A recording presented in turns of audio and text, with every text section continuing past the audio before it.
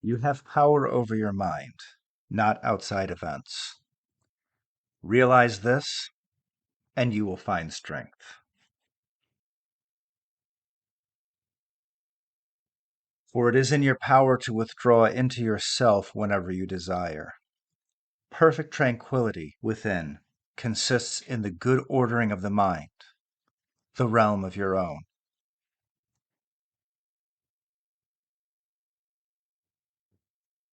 Men seek retreats for themselves, houses in the country, seashores and mountains, and thou too art wont to desire such things very much. But this is altogether a mark of the most common sort of men, for it is in thy power whenever thou shalt choose to retire into thyself.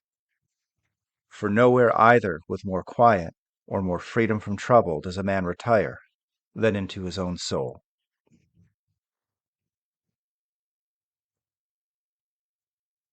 When jarred unavoidably by circumstance, revert at once to yourself, and don't lose the rhythm any more than you can help.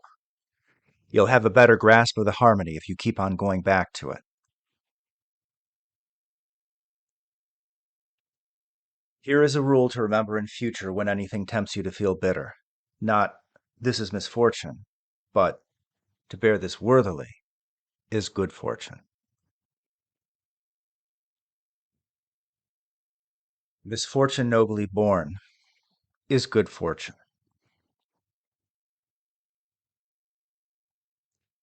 I was once a fortunate man, but at some point fortune abandoned me. But true good fortune is what you make for yourself. Good fortune, good character, good intentions, and good actions.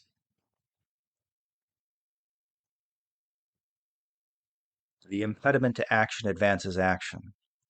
What stands in the way becomes the way. How ridiculous and unrealistic is the man who is astonished by anything which happens in life. The happiness in your life depends upon the quality of your thoughts. Therefore, guard accordingly, and take care that you entertain no notions unsuitable to virtue and reasonable nature.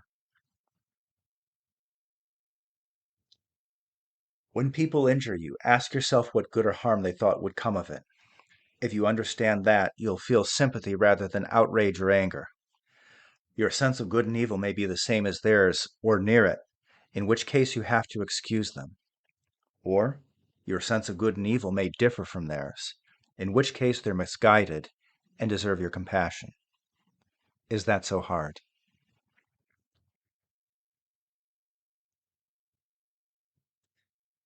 Do not act as if you were to live 10,000 years. Death hangs over you. While you live, while it is in your power, be good.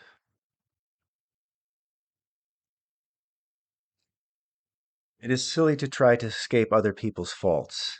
They are inescapable. Just try to escape your own. Waste no more time arguing what a good man should be. Be one.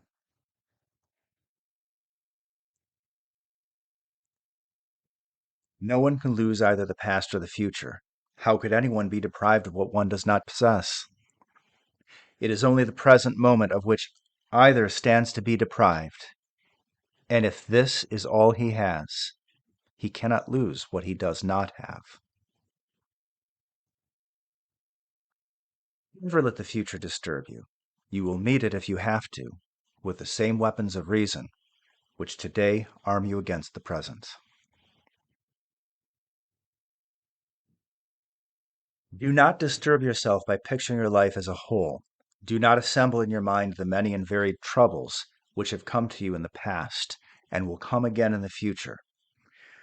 But ask yourself with regard to every present difficulty, what is there in this that is unbearable and beyond endurance? You would be ashamed to confess it. And then remind yourself that it is not the future or what has passed that afflicts you, but always the present.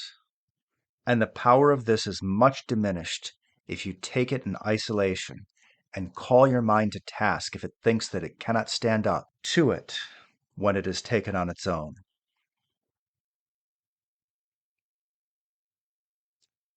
How much more grievous are the consequences of anger than the causes of it?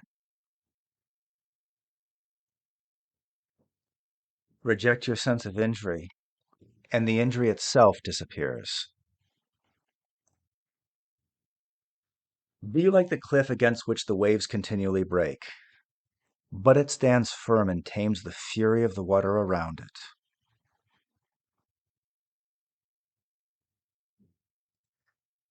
Whether you are shivering with cold or too hot, sleepy or wide awake, spoken well of or badly, dying or doing anything else, do not let it interfere with doing what is right, for whatever causes us to die is also one of life's processes. Even for this, nothing is required of us than to accomplish well the task at hand. A man must stand erect, not be kept erect by others. I have often wondered how it is that every man loves himself more than all the rest of men, but yet sees less value in his own opinion of himself than in the opinion of others.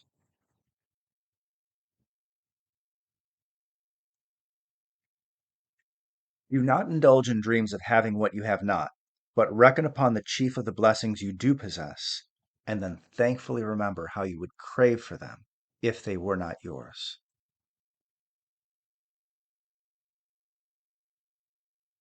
If any man despises me, that is his problem. My only concern is not doing or saying anything deserving of contempt.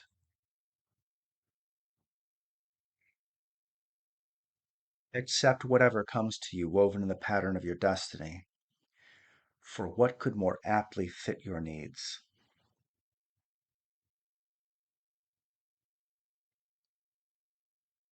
Death smiles at us all. All we can do is smile back.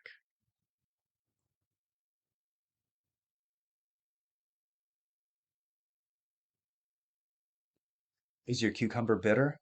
Throw it away. Are there briars in your path? Turn aside. That is enough. Do not go on and say, why were things of this sort ever brought into this world? Such a thing is neither intolerable nor everlasting, if thou bearest in mind that it has limits, and if thou addest nothing to it in imagination.